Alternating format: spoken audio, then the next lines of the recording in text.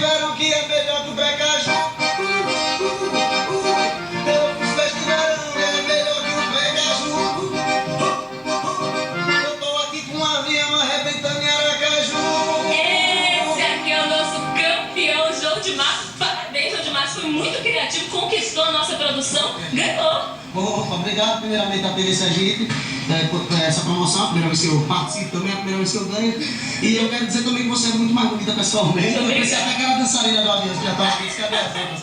Então, obrigado aí, TV Sergipe, e vou ter essa oportunidade única de conhecer meus ídolos, né? Pois é, essa parte de conhecer os ídolos é que envolve a nossa surpresa, porque ele ia conhecer os ídolos e já vai conhecer Aviões do Forró Xande. Solange, obrigada pela participação de vocês. Boa tarde. Boa tarde. Esse é o nosso sanfoneiro campeão. Vocês viram a criatividade do Raul? Ele cantou no ao vivo. Pois é, meu marido está assistindo em casa, mas ele leva na esportiva, tá tudo bem.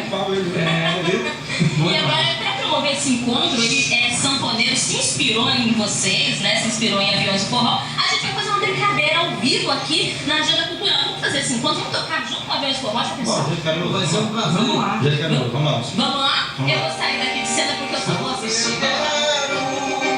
De novo meio seu beijo gostoso, o jeito que você faz é carinhoso. Por isso eu quero suas mãos em mim, como eu quero.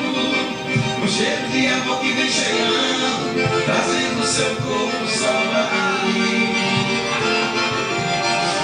Como eu quero, de novo meio seu beijo gostoso, o jeito que você faz é carinhoso. Por isso eu quero suas mãos em mim, como eu quero. Um cheiro de amor que vem cheirando, fazendo seu corpo só pra mim. Coisa boa esse encontro. Obrigada, João de Márcio. Obrigada, Aviões. Só eu, agora eu era gigante, agora e não quer mais, e não. Só eu, agora eu era gigante,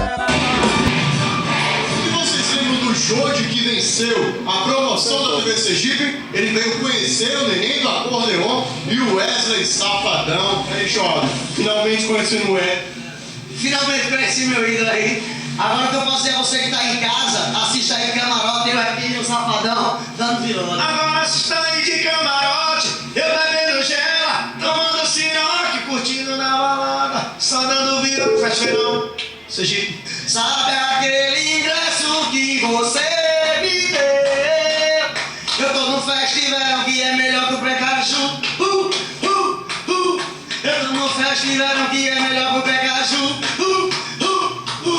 Eu tô aqui com o Safadão arrebentando em Aracaju. agora se está aí de camarote, que Eu bebendo gela. curtindo na balada.